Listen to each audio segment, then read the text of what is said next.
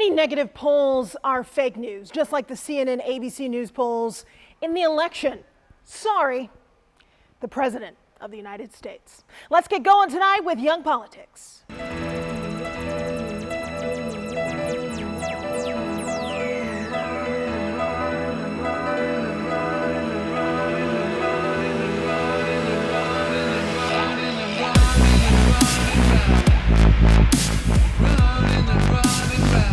Hilary Golston knows young politics, where the recently young and the future old see eye to eye, or at least give each other the eye. This is Hilary Golston. Agenda item 1. So my question is, does that mean any negative polls about any politician are fake news, or only when a politician doesn't like them? Agenda item 2. What do said polls say? Number 3, since these polls are coming out right around the 100-day mark, is that a real thing? Should we judge President Trump by that metric or not? And what's a snapshot of some things he promised and delivered on? What did he promise and fall flat/short on? Agenda item 4, we have to tackle the new Harvard study on what young folks think about the president's performance. All right. So you probably guessed by now, one of my favorite things to do is follow up on things and then follow them to their logical conclusions based on the logic set forward by the president. Any negative polls are fake news. That means the answer to the first question has to be when said politician doesn't like them. Okay, that's it for point 1. On to topic new. No, clearly not. It's not that easy. For example, what about when a poll has mixed results? Then it gets tricky. Okay, so let's take a look at this poll from @POTUS. The 2 fake news polls released yesterday, ABC and NBC, while containing some very positive info, were totally wrong in general. E-Watch. The method by which the positive info was derived is the same method by which the so-called wrong information was produced.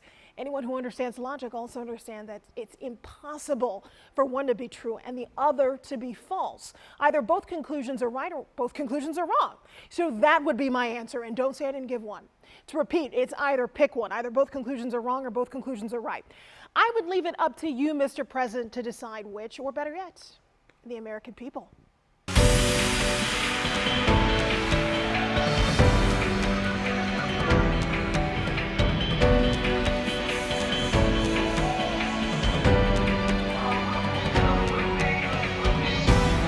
Item 2.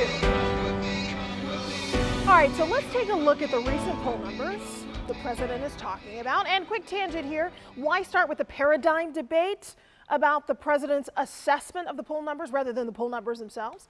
That's really easy. Poll numbers come out all the time. Basically, I think the most important thing is engaging how to understand the numbers rather than the numbers themselves. But the numbers, they are certainly important. The polls the president mentioned put him at a historic low. Mr. Trump says ABC and NBC. What he's really talking about there are the Washington Post ABC News poll and the NBC News Wall Street Journal poll. Wall Street Journal, by the way, is owned by Rupert Murdoch, the same man who owns Fox News. So we can trust the reliability of that poll if you are thinking in those terms. Now here's the whole thing. Returning to the primary source. Do you approve or disapprove of the way Donald Trump is handling his job as president? 42% approve, 53% disapprove. The rest have no opinion at all.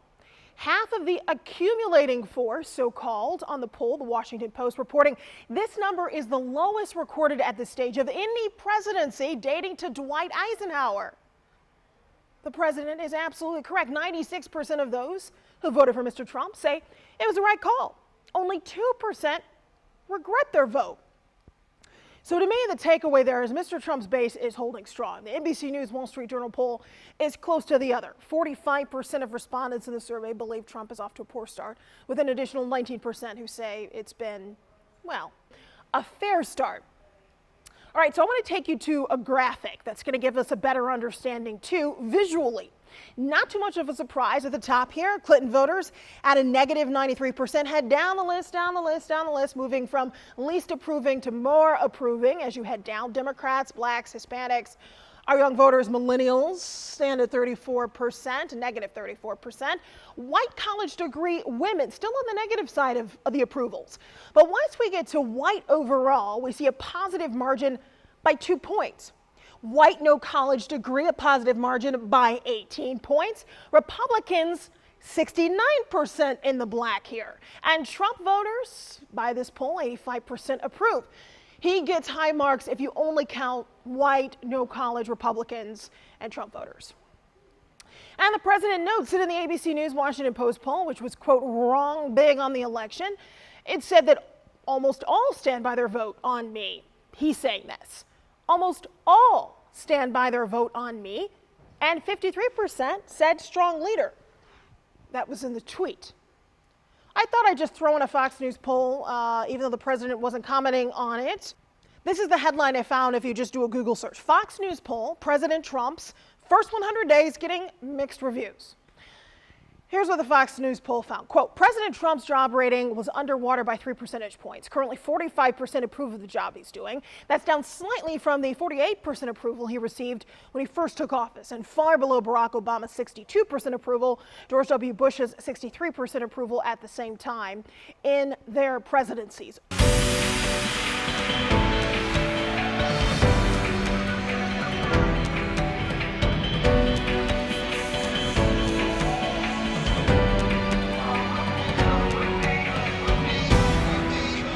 Point 3, at the end of April, just ahead of the fake 100-day deadline, is when these polls were coming out. President Donald Trump is right about this. Totally an arbitrary deadline. I am with him. He called it an artificial barrier, and on Twitter said it was a ridiculous standard. He's not alone, though. Search 100 days, add the search terms Obama, Bush, Clinton, Reagan, Carter. You're going to find it's a yardstick that's been used before. Here's why. Franklin Delano Roosevelt. CNN Politics explained, quote, he swore in his entire cabinet all in one, signed 76 bills into law, and began rolling out the New Deal in his first 100 days in office, a frenzy of activity that ever since all presidents have been matched against, end quote. Yeah, I get it. It's a different time. Financial turmoil of the Great Depression, very cooperative Congress, different time, fair. Here's the real problem. This deadline, which has very real historical roots, becomes a very real standard when you make it one.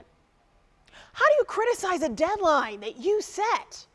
Remember this thing from October 22nd, 2016? The then candidate Trump even delivered his message from the historic Gettysburg, Pennsylvania, when he, quote, told America he was presenting a, quote, game-changing plan for his first 100 days in office.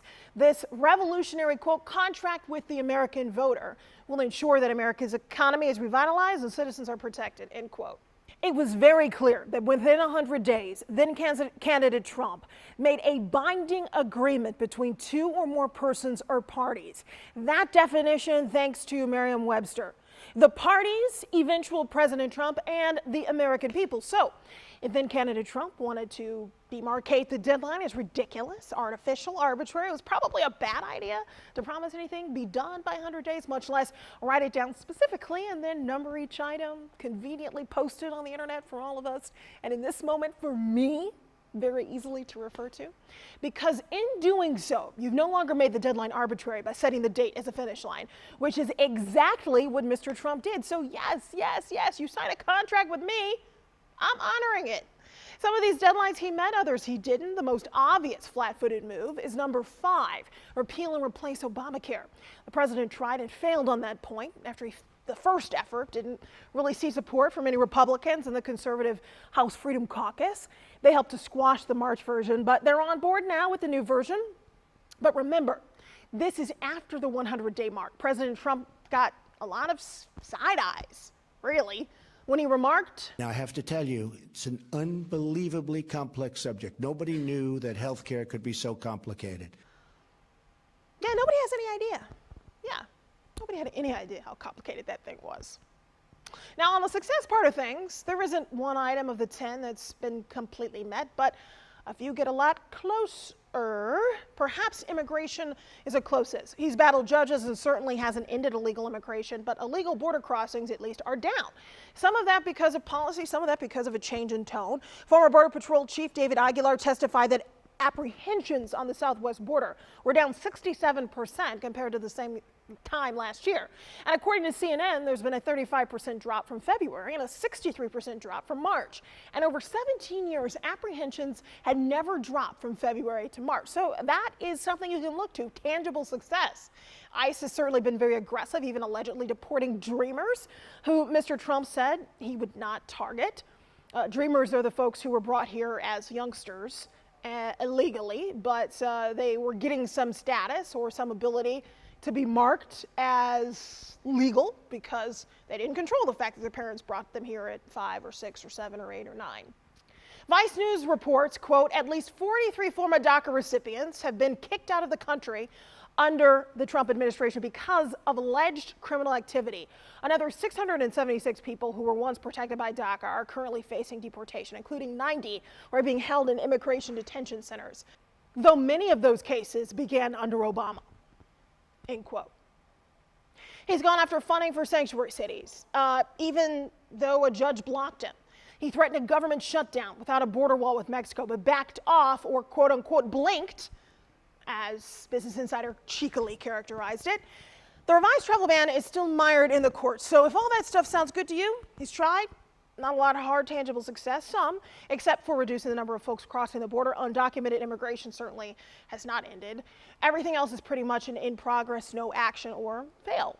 Something that's not on the 100-day list, but many people point to as a big accomplishment, and it was, nominating Neil Gorsuch to the Supreme Court and seeing him confirmed. But again, not on the list. It's not part of the contract, so unfortunately you can't include it.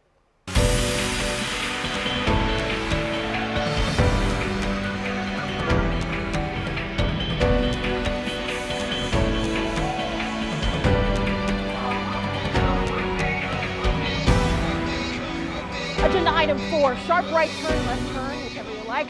Harvard study. Let's go to the short version of this, mostly because it's getting kind of long and I'm loquacious. I know, I can't help it. NPR did a wonderful job of tightening this up for a short version. Quote, they think he's doing a lousy job. Trump's approval rating among this group, the young folks, is an abysmal 32%, and 41% say he deserves an F for his performance thus far, according to a poll published on Tuesday by the Harvard Institute of Politics and the 33rd edition of the Public Opinion Project. Okay, there you have it. I'm going to view the contract with America right now as this music plays out. I'm looking at America.